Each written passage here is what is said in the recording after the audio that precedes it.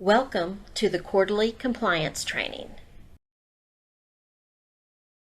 This training will focus on the disclosure statement, the university branding policy, the Family Educational Rights and Privacy Act, also known as FERPA, and professionalism.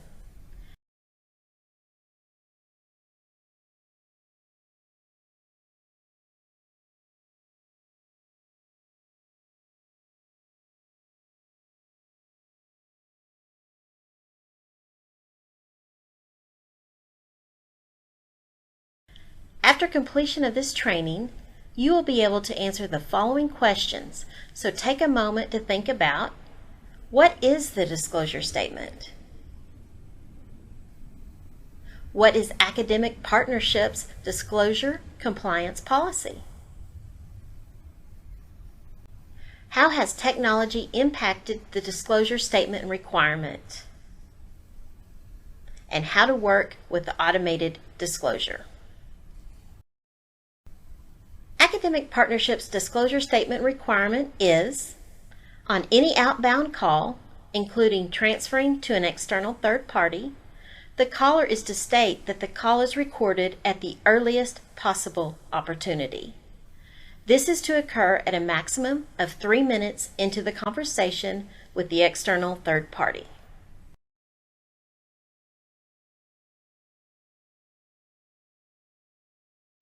Keep in mind to always do the right thing. So, when should you state the disclosure statement in addition to the automatic disclosure? The answer is when they don't hear it. So, for example, when the student immediately puts us on hold during the automatic disclosure, or when the person who answers the call when the automatic disclosure sounds is not the prospect and the student comes on the line after the automatic disclosure sounds, or when an enrollment specialist speaks with multiple students at different times on the same outbound call. The good news is, as Academic Partnerships has moved to the dependency on technology for the disclosure statement, the disclosure statement correction action process has been suspended.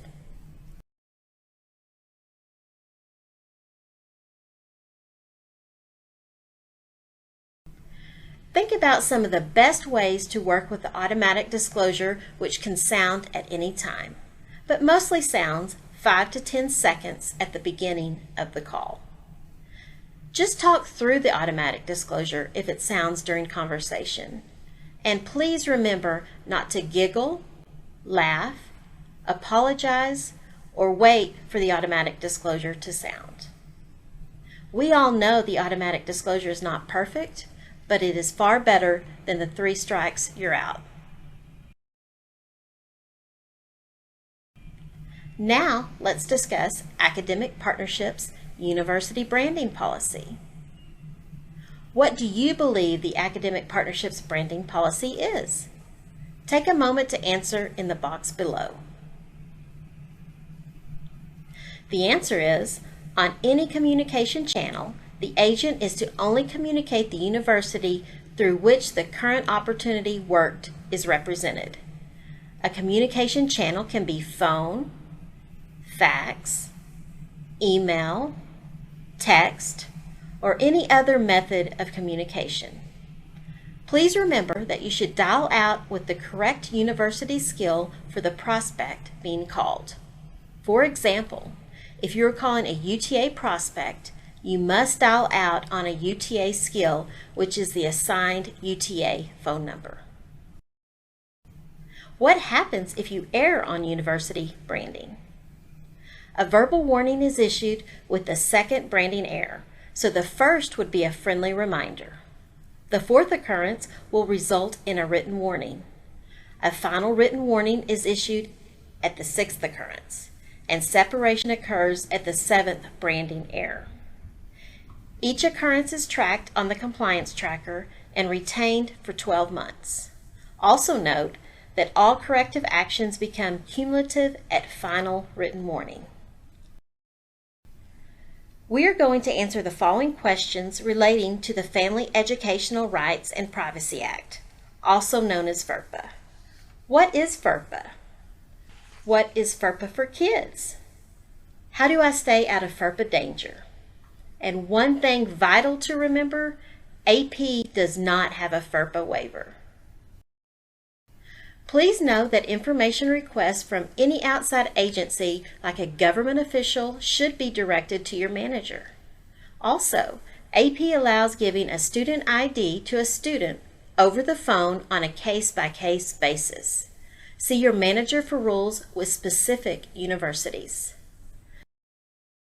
Let's cover a few FERPA examples for a better understanding of the safe way to respond and stay out of FERPA danger. The first example is a friend asking an ES, "Hey, I want to be in class with Charlie. When is he starting again?" How would you answer this question? Another way to safely answer the question is, "I can't look up another student's information, but our next start date for all programs is this month." This is safe because the program start dates are public information listed on university websites and is not specific to Charlie's start date. Please note that anytime you are looking up and giving information relating to a particular student, you should be alert for FERPA danger. Another example is when a husband calls in for his wife asking if all her documents are in and when can she expect a decision. What would be a safe way to answer this question? You can safely answer this question by stating, "I can't look up her information since she is not present, but the university sends out a notification once a student is admitted. She can also check on her university portal at." It is always okay to discuss a university partner's policy and procedures. Most times, this will lead the person to the answer they are seeking. Let's try another example. A wife calls in to follow up on her husband's application since they have not heard anything. How would you answer this question? A safe way to answer would be, "I can't look up his information since he is not present, but he can check his student portal for an email sent out by the university once people apply. If he has not received this email, he can contact the admissions office at." Again, this is safe because it is discussing the university admission process and nothing specific to the student. How would you safely answer this? "Hey, I am following up on my child's application and next steps. We just submitted his application. Can you see it? And what's next?" The safe way to answer would be, "I can't look up his information when he is not present, but let me walk you through the standard process post-application." Again, it is safe to discuss university policies and processes. Let's summarize and recap the FERPA information we learned today. As discussed, it is never acceptable to discuss a third party's information. This includes parents, spouses, co-workers, etc. Doing so is a violation of federal privacy law under the Family Educational and Privacy Act, more commonly known as FERPA. A FERPA mistake is anything where you provide information about a third party, but anytime you solely speak about a partner's policies and processes, this is FERPA safe. So the rule of thumb is, if you are not talking to the student directly, do not discuss their status. What is academic partnerships FERPA policy? The first occurrence would result in a verbal warning, the second is a written warning, and the third is a final written warning, with the fourth leading to separation. Each occurrence is tracked on the compliance tracker and retained for 12 months. As noted earlier, all corrective actions become cumulative at final written warning. Let's take a moment to discuss some topics that fall under professionalism. Take a moment to think about the best way to handle an escalated student. If an escalated student asks to speak to a manager or supervisor, please ask the student to hold while you transfer the call. There is no reason to ask why they want to speak to a manager or the nature of the request. Just simply transfer the call.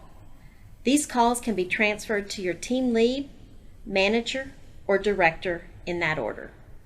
If none are available, you can transfer the call to another manager or director. If no one is available, please take a message and have the call returned no later than 9:30 a.m. their time the next day. It is recommended to transfer all escalated students to a supervisor, regardless if the escalated student asked to speak with a supervisor or not. How should you handle do not call or D&C requests? If a student requests to be D&C'd, please verify the phone number of the request and D&C accordingly, making proper dispositions in InContact and CRM. This is the only time a number should be D&C'd. Calls should not be D&C'd unless there is a specific request made by the prospect. It is required that all D&C requests receive immediate and proper disposition. Please note that it could take up to 72 hours for the D&C to activate, so you can communicate this timing delay to prospects if deemed necessary. It is required that all calls should receive correct disposition in both InContact and CRM. Please review the following policies on SharePoint: the electronic devices and cell phone policy, utilizing company resources for non-work web activities, and the attendance policy. Upon completion of the quiz, an email will be sent with a link to these policies. Also, a friendly reminder that data manipulation in any form will result in corrective action up to and including separation.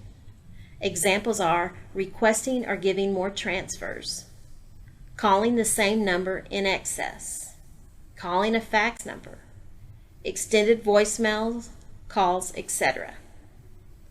Thank you for attending the quarterly compliance training and good luck on the quiz.